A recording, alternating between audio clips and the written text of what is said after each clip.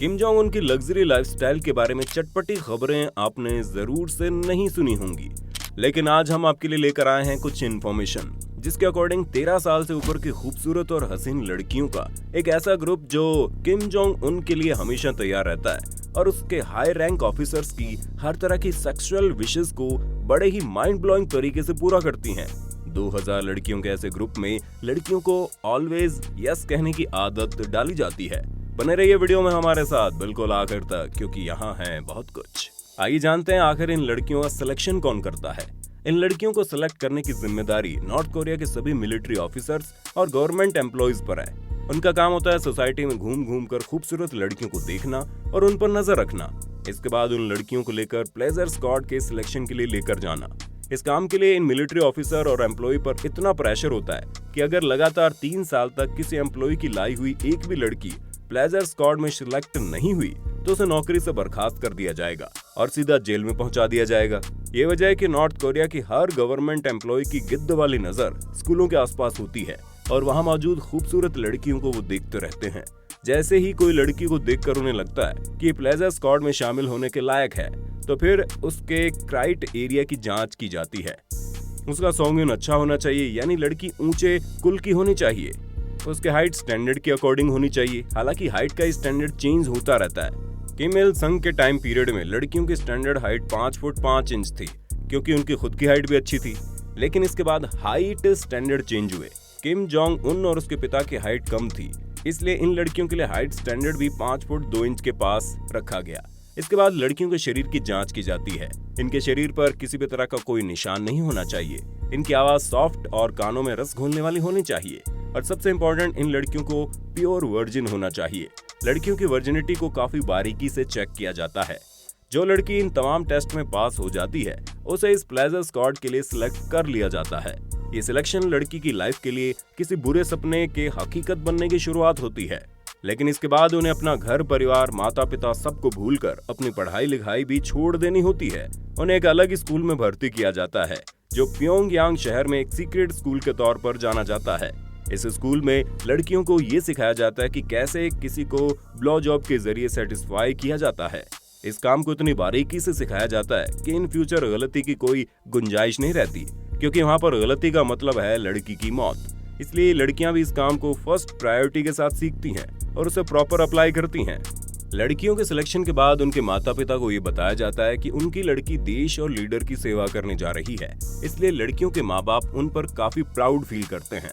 लड़कियों के माता पिता को बहुत सारा पैसा और गिफ्ट दिए जाते हैं जिसे वो अपना सम्मान समझते हैं। इन लड़कियों को हाई रैंक ऑफिसर्स का ऑनर और फैसिलिटी दी जाती है। लेकिन इसके बाद शुरू होता है इनकी लाइफ का वो डार्क साइड जो इनके मरने तक चलता रहता है। पूरी दुनिया में इन सीक्रेट पार्टीज से रिलेटेड कोई ज्यादा इंफॉर्मेशन पब्लिक डोमेन में नहीं है। अब आप ये सोच रहे होंगे कि फिर हमारे पास ये इंफॉर्मेशन कैसे आई, तो आपको बता दें किम इल संग के भतीजे ली इल नाम ने मरने से पहले किताब लिखी थी। उस किताब में उसने अपने चचा के प्लेजर स्क्वाड से रिलेटेड सीक्रेट रिवील किए थे। इसके अकॉर्डिंग प्लेजर स्क्वाड की सीक्रेट पार्टियां किम जोंग इल के प्योंगयांग वाले बंगले में या फिर उसके रिजॉर्ट में ऑर्गेनाइज की जाती थी। इन पार्टियों में आने वाले गेस्ट से पहले ये पूछा जाता था कि उन्हें किस तरह की लड़की पसंद है और किस तरह का सेक्सुअल प्लेजर जो वो प्रीफर करते हैं। इसके बाद उन्हें इनके इंटरेस्ट वाली लड़की दी जाती थी जो इस पार्टी में उन्हें सेटिस्फाई करती थी। इस पार्टी में नॉर्थ कोरिया के हाई रैंक वाले एलीट ऑफिसर्स गेस्ट बनकर आते थे।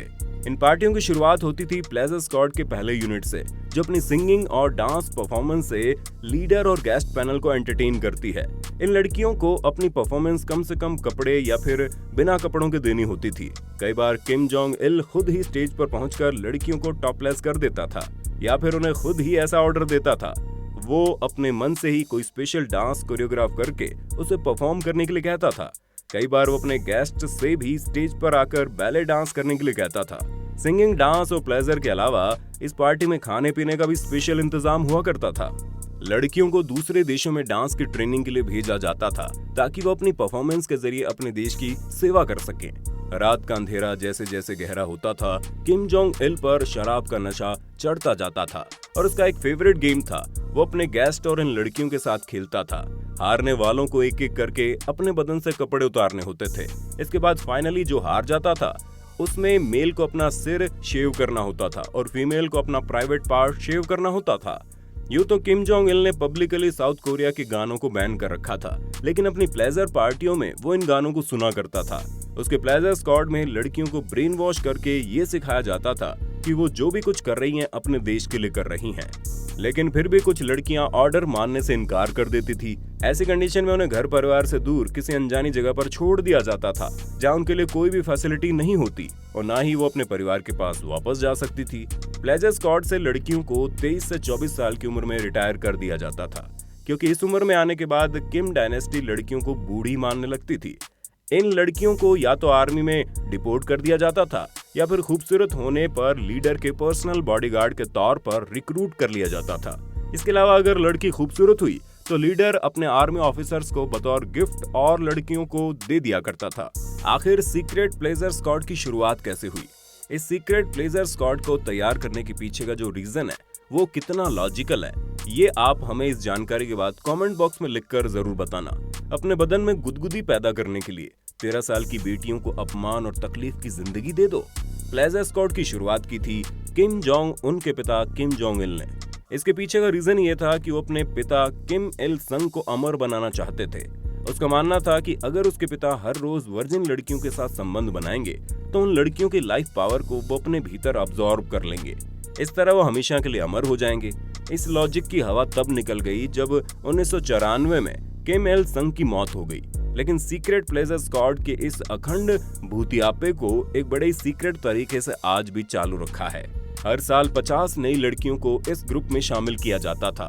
धीरे धीरे इस ग्रुप में शामिल होने वाली लड़कियों की संख्या आज 2000 तक पहुंच गई है। इस पूरे के पूरे ग्रुप को 3 पार्ट में डिवाइड किया गया। पहला पार्ट है सिंगिंग एंड डांसिंग ग्रुप। इसका काम होता है अपने लीडर को नाच गाकर प्लेजर देना, गेस्ट के मन में गुदगुदी पैदा करना।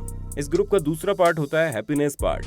अपने ग्रुप के लीडर और गेस्ट को लेजर मसाज देती है। इस ग्रुप का तीसरा हिस्सा होता है मांजो कजो। इस ग्रुप की लड़कियां लीडर और हाई रैंकिंग ऑफिसर्स को सेक्सुअली सेटिस्फाइड करती हैं। साल 2016 में उत्तर कोरिया ने चाइना से 20 करोड़ रुपए के फीमेल अंडरगारमेंट इंपोर्ट किए। दरअसल मिस्टर किम अपने प्लेजर स्क्वाड में काम करने वाली लड़कियों को चड्डियां देकर खुश करना चाहते थे। नॉर्थ कोरिया में वर्जिन और कम उम्र की लड़कियों का एक ऐसा ग्रुप हमेशा तैयार रहता है जिसे सीक्रेट प्लेजर स्क्वाड कहा जाता है।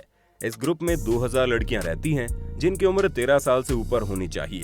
इन लड़कियों को उनके स्कूल टाइम से ही सिलेक्ट कर लिया जाता है।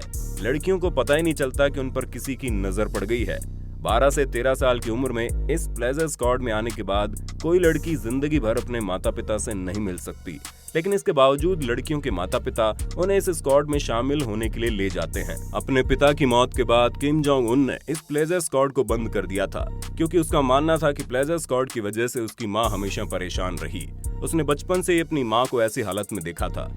उसके बाद इसने लाइव एंटरटेनर ग्रुप शुरू कर दिया, जिसमें लड़कियों का काम सिंगिंग और डांसिंग परफॉर्मेंस देना होता था।